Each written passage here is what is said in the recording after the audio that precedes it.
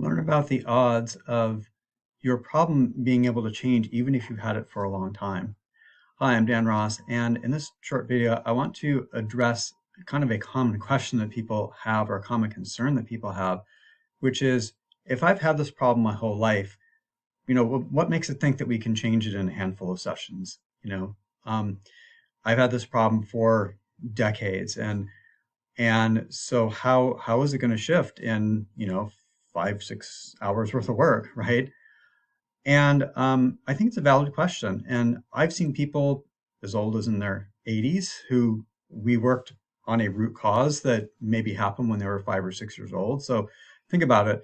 Somebody who has had a problem for 75 years. So they're 81 years old. The problem happened when they were six. The cause of the problem happened when they were six. And so 75 years, 3/4 of a century, and you know, maybe in the middle of the third session, it shifts. So let me address that.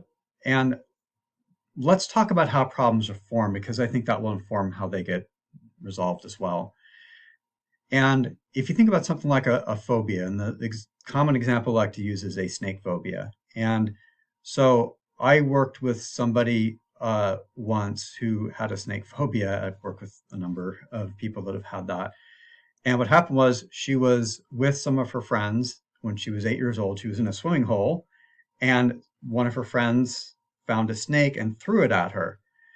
And so this created this response, this very intense negative feeling that got linked with the image of a snake in her mind.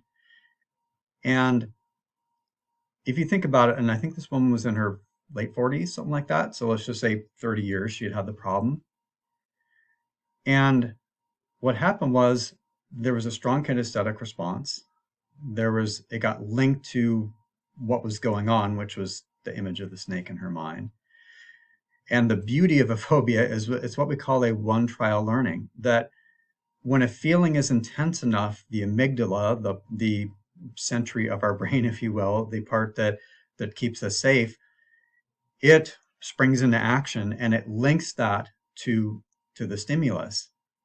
And here's the beauty of that, which is you never forget to have the problem. And I say this a little bit jokingly, even though phobias are no joking matter, but is to illustrate that it's what we call a one trial learning. You only had to experience the thing once because the feeling was intense enough.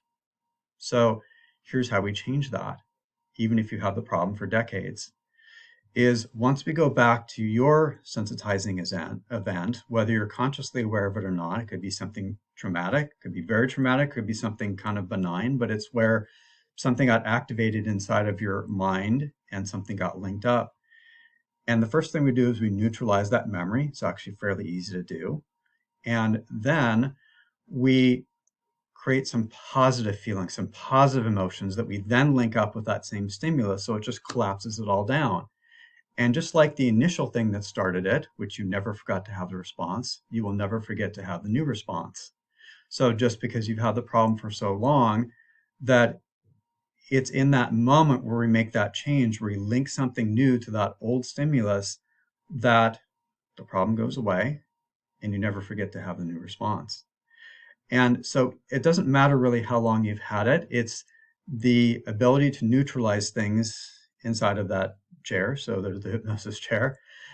And then it's to elicit the positive response that you want to have instead, and to make that strong enough and intense enough that gets linked up to the stimulus. And that's what allows us to change it, even if you've had it for a long, long time. So I hope this makes sense, and hope it gets you excited about the possibilities of rapid change, because that's what I'm excited about. And I hope to see you soon.